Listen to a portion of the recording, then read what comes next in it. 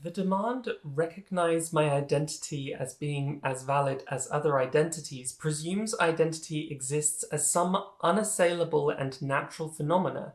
For example, in the demand that non-binary identity be seen as equally valid to man or woman as identities, there is presumption that we ought not to be critical of the notions of man and woman in the first place. When I first began my transition male to female, I worked at a Debenhams, a department store, right? So I had to dress really fancy and really nice. And I had all these lovely trousers and a blazer and lovely blouses. And it was all women's clothing, of course. And I was quite pleased with that. I thought I looked quite nice. And one day a co-worker who knew I was transitioning said to me, "So when are you going to start wearing women's clothes then?" And I said, "These are women's clothes." And she said, "Yeah, you know what I mean." And of course I thought, how can my women's clothes not be women's clothes? Are we really so antiquated in our ideas that trousers do not count as women's clothes? Or are women's clothes just so non-binary that they can both be women's clothes and not be women's clothes at the same time? It seems like an increasing number of non-binary people do not identify as trans, even though non-binary clearly fits into the term trans. Trans includes non-binary, but a lot of non-binary people don't believe that they are trans or don't identify as trans. Similarly, it's very common now to see the words trans and non-binary. For whatever reason, people think non-binary can be separate from trans now. So if a non-binary person is not trans, then what are they? Self-determination is extremely important to the trans experience. We need to be able to say, I know what I am, I found out what I am, this is what I want, I know what I want. And the way that we generally find what we are is through looking internally at ourselves. It's vague, which is a good thing, because that makes it really hard to critique. No one can tell you that you don't feel something inside of you, if that's the main criteria. No one can prove that you don't feel that way. And often when that internal glance is as simple as like, I'm a woman, that's pretty straightforward. You can get on with that. But a lot of people are looking inside themselves and finding nothing. There's no gender.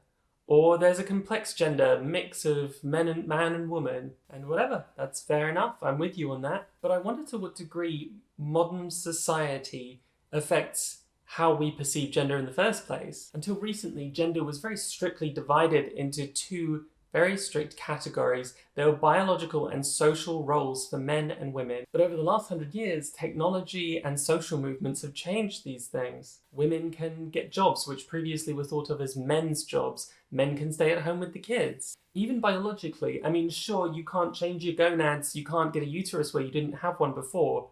But if you want a beard, you can have a beard. If you want boobs, you can have boobs. Anyone can do that now. We have the power, we have the technology. You just take some pills and your body understands what to do and it just swaps. It does a different set of programming. In large part, with the exception of reproduction, anyone can be a man and anyone can be a woman. That's just a fact. That's just life now. That's not to say that society will respect you. Society is a douchebag. Sexism still exists, misogyny still exists, social roles still exist for men and women. Transitioning is hard in the first place, and you have all these new social rules imposed upon you.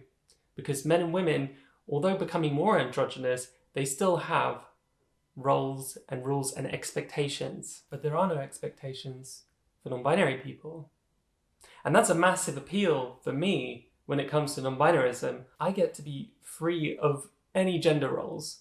It's complete and total freedom. It is gender anarchy. I can do anything. But can't women also do anything? And men? And if they can't, shouldn't they be able to do anything? Shouldn't we all have the freedom, regardless of gender, to be and do anything? Well, yeah, and I think anyone who supports non-binary people would also agree women should be able to do anything. Men should be able to do anything. Also, anyone should be able to have any pronouns they want. So with this kind of freedom, how do you draw the signs on doors? Because if women don't have to wear skirts and have long hair, if that's no longer an expectation of gender, then how do you draw men on a door? How do you draw non-binary people on a toilet door? If everyone can be anything. If women had power, what would men be but women who can't bear children? And what would women be but men who can? When I was a kid, my dad wasn't around, and my mum filled the role of both mother and father. She was a very androgynous person, and I adored her, and I wanted to be her. She was the only person I identified with in the world. She was the only person who I thought, she is like me.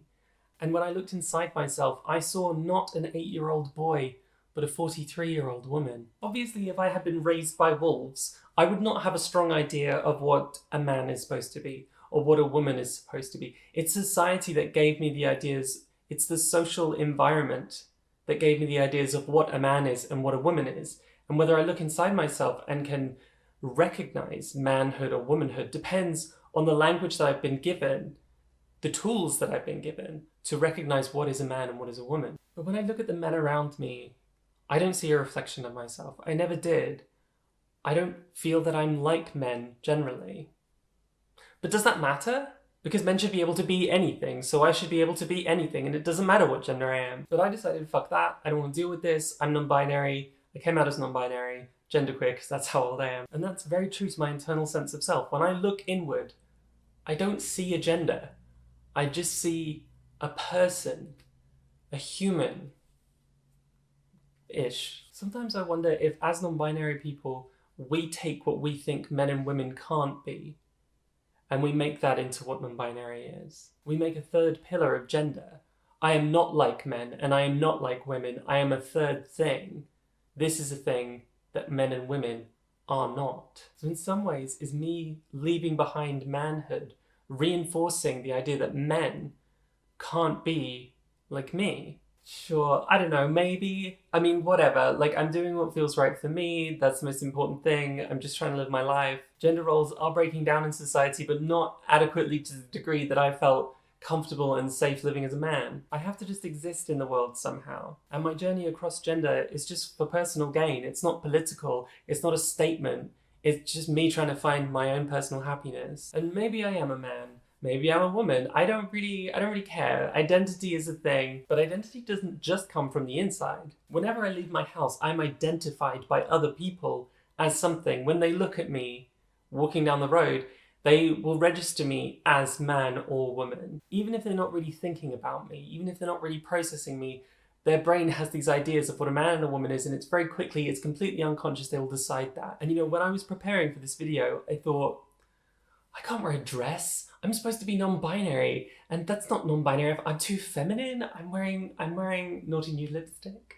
I thought about wearing my other glasses, but are they too feminine? When people watch this video, will they think, that one's too femme to be an adequate non-binary. Non-binary is supposed to be androgynous, so this is not a real non-binary, or I don't identify this person as non-binary in some way. Or will they see me as a woman and think that I'm more stupid because I'm just a woman? That's a bonus of wearing the glasses. You think I'm more intelligent. But the moment if you're a stranger to me, when you turned this video on, your brain unconsciously did something, and it probably didn't immediately recognize me as non-binary, even if it did recognize me as transgender. But this is my experience of the world. My experience is not my identity. My experience is not looking inward at myself over and over. It's engaging with the world around me, even if that's just going to the shops. No matter whether I am a man or a woman or non-binary, I will always be gendered. That used to be always as a man, and now it's generally as a woman. It used to be that my hairy legs made people identify me as just a normal man.